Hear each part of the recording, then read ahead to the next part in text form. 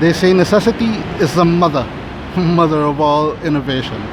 And here in the Philippines, after World War II, innovation was needed because most of the infrastructure, historical sites, and transportation was ravaged by bombings and, well, by the war.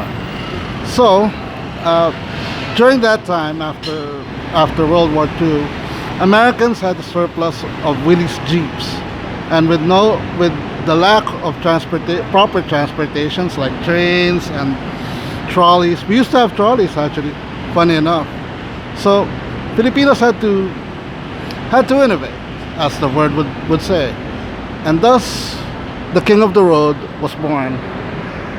The humble, well, sort of humble Philippine Jeep. It was born out of a Willys Jeep, military Jeep, used by the Americans. This used to be a short wheelbase vehicle, but through the years, within the decades, with manufacturers actually competing with each other to have more passengers, the Jeepney became from a very short wheelbase vehicle to a long wheelbase vehicle, being able to have like 20 to 30 passengers at a time. And it also shows a lot of the Filipino cultural and political, religious aspects of everyday life. Only in the Jeepney will you see designs where Captain America, Iron Man, and Mama Mary in one picture. So that's how Filipinos are. We are very religious, and yet we're also very into the modern pop culture. Now through the years, and let me try to get some focus on there. The Jeepney is also the most controversial of both economical and cultural sense. Economical being that the Jeepney has started from the Willys Jeep, as I have said, but also with the influx of Japanese vehicles back in the 70s, it used surplus engines from Toyota, Mazda, Isuzu to power the Jeepneys. And most of them are diesel powered. Now this also goes to the environmental aspects of the Jeepney, because without regulations, there were many of these Jeepneys became smoke belchers.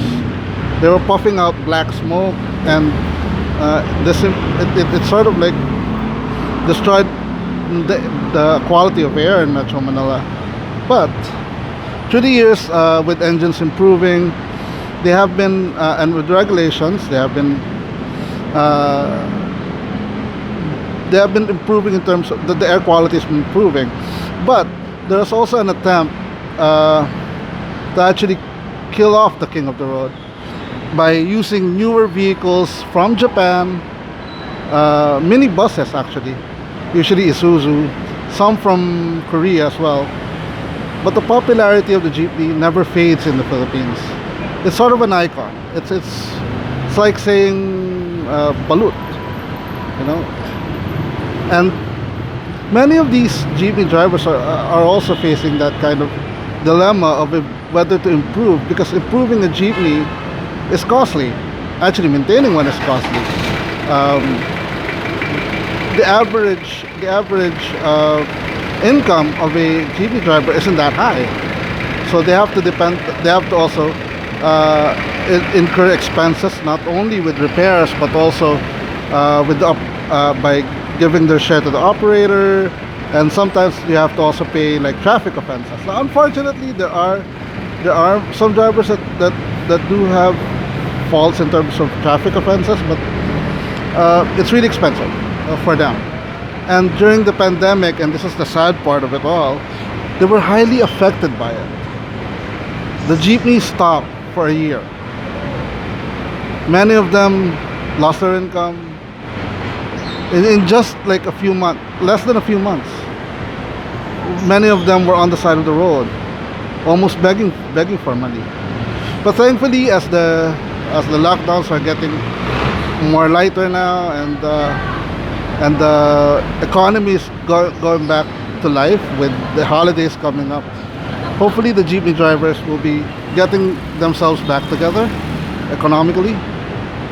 Anyways, folks, I wanted to share this a little bit of info about the Philippine jeepney, an icon, our version of modern Jose Rizal.